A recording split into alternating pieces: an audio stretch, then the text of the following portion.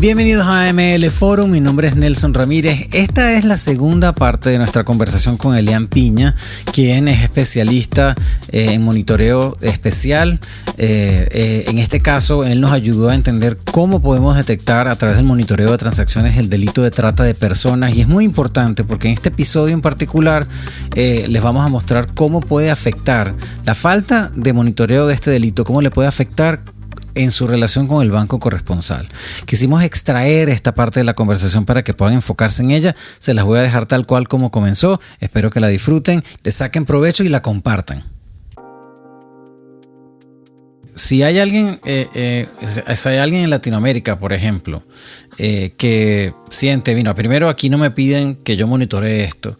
Segundo, si es una ley de Estados Unidos, pues a mí no me aplica. Me gustaría que echaras el cuento de cómo a ti un banco corresponsal, cuando estabas en Latinoamérica, te ayudó a detectar toda una red de tráfico de personas y tuvieron que investigar porque el corresponsal te agarró las transacciones que tenían que los podían incriminar. Entonces me parece que la gente tiene que estar pendiente que no solamente por un tema regulatorio, sino también para proteger tu institución, no solamente de que la utilicen como instrumento financiero, sino que proteger la institución y tu relación con el corresponsal, creo yo, ¿no? Sí, así mismo es. Estando en Latinoamérica, tuve la experiencia en ese momento, pero muy preocupante. Oye, nos van a quitar el servicio de corresponsalía, esto es grave, ¿qué banco nos va a agarrar después? Resulta que eso fue específicamente en Venezuela, justo en la época que empezaba el control cambiario, en donde estaban las personas de no solo los venezolanos, sino personas de otras nacionalidades en Venezuela que enviaban remesas a sus familiares. Entonces, interesantísimo, ¿no? Gente de Venezuela mandando remesas al extranjero. Entonces ya va, pero todavía existía una bonanza en Venezuela y se generaba un dinero que podía salir. La situación fue con personas de Asia, personas asiáticas, en donde con el tema de las remesas familiares se creó un patrón en donde nuestro banco corresponsal nos dijo, mira, aquí tienes esta lista de 60, 70 personas, todas tienen este origen étnico y todas envían $900 a la misma región en China, la provincia de Guangdong. Queremos que nos expliquen el motivo por el cual cada una de estas personas envía $900 de manera consistente todos los meses a la misma provincia y ponen en muchos de los casos direcciones similares. Todo en Guangdong.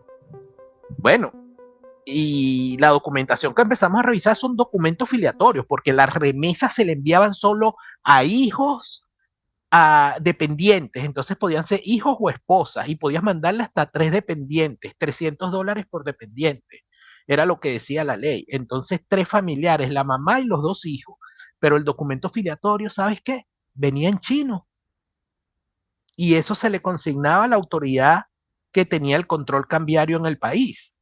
Entonces, cuando eso te lo presentan a ti, a un banquero en tu agencia de bancaria, que tienes la planilla con todos los datos del país, del monto, de la cuenta, cuánto es, por qué es, si cumple con todo lo que decía la regulación, pero te presentan un documento en chino para certificar la afiliación con los beneficiarios del originador de los fondos con los beneficiarios de los fondos. Ahí empieza a distorsionarse la cosa. No teníamos personas que supieran leer chino, no, nada más podíamos leer el sello y la apostilla, que estaba en inglés. Y resulta que nosotros pudimos demostrar lo que habíamos hecho, que habíamos cumplido con los procesos establecidos, a pesar de que no habíamos visto el patrón, porque no sucedía todo en la misma agencia bancaria. Se distribuyeron en varias agencias en diferentes estados del país, estas 60, 70 personas. ¿Qué sucedió? Cuando empezamos a revisar, nos sorprendemos Y como en las películas, tuvimos que hacer todo un mapeo de relaciones en un pizarrón de estos acrílicos y los nombres y las características comunes. Descubrimos que habían usurpaciones de identidad porque presentaban documentos venezolanos, entonces falsificaban los documentos. Empezaron a suceder una serie de cosas que empezamos a ver y que no las habíamos visto y las vimos porque nuestro banco corresponsal vio un patrón. 6 meses después, 7 meses después, sucedió una gran noticia, hubo toda una operación global en donde más de 500 cuentas fueron confiscadas a nivel global que correspondían a una red de trata de personas, de tráfico de personas, disculpa, no trata, tráfico de personas, en donde un grupo también innumerable de personas fueron detenidas en diferentes países, fue coordinado con Interpol, y esto te estoy hablando que esto fue como en el año 2007, 2008. Había una red internacional que estaba remesando fondos, nunca supimos del origen de los fondos, presumiblemente creemos que era de droga, pero que básicamente Interpol desmantela esa red Ujú. y confiscan alrededor de 500 cuentas bancarias a nivel global y detienen alrededor de 200 personas, ¿no? En todo el Wow. mundo que eran los líderes de esta red.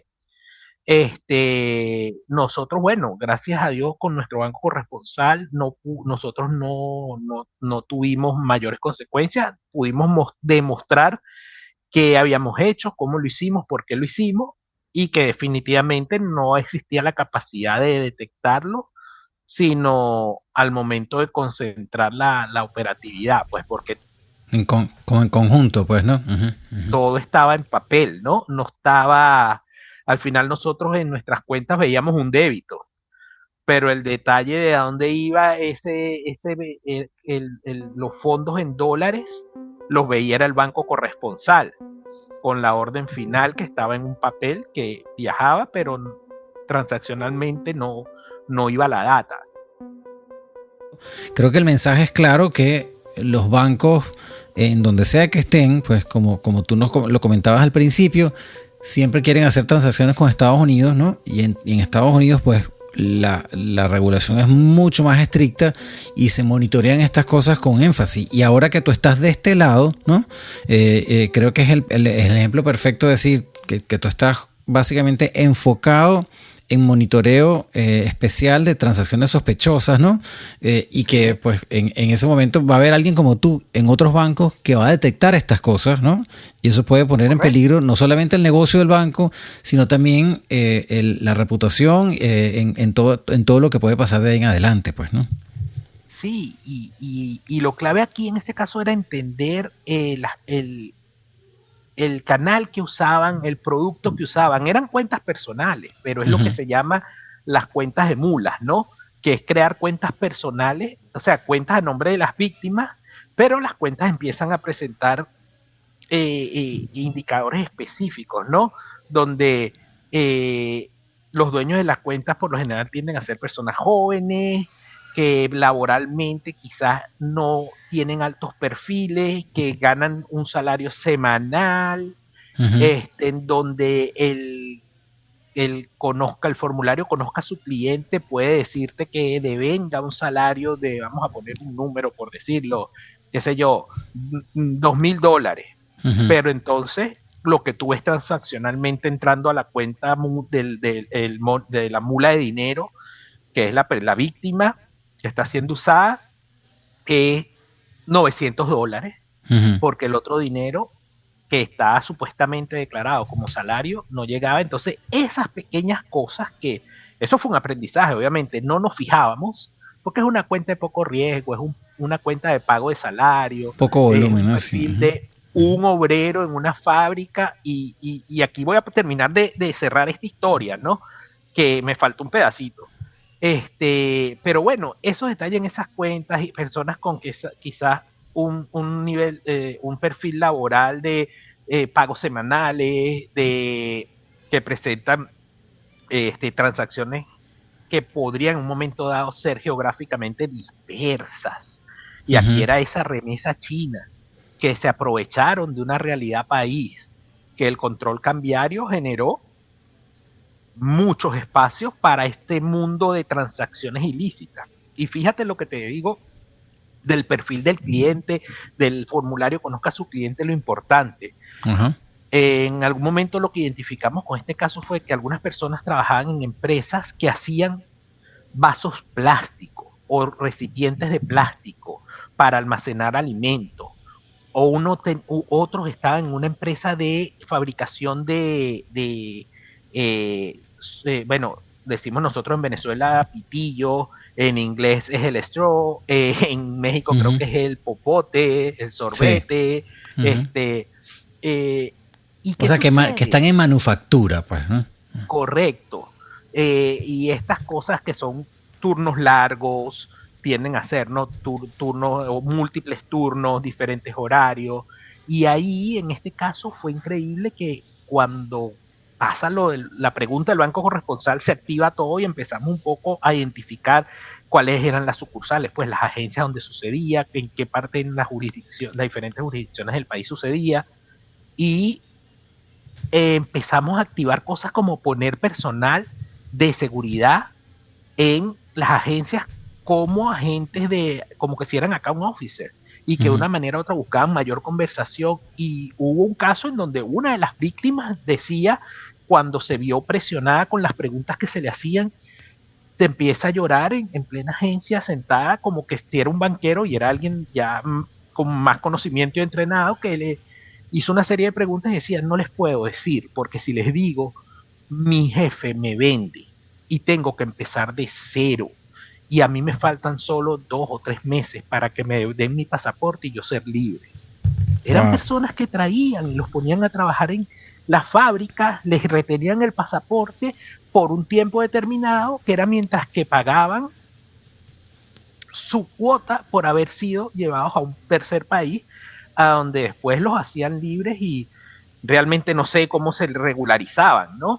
O si simplemente con su pasaporte de China simplemente sacaban la permisología en el país.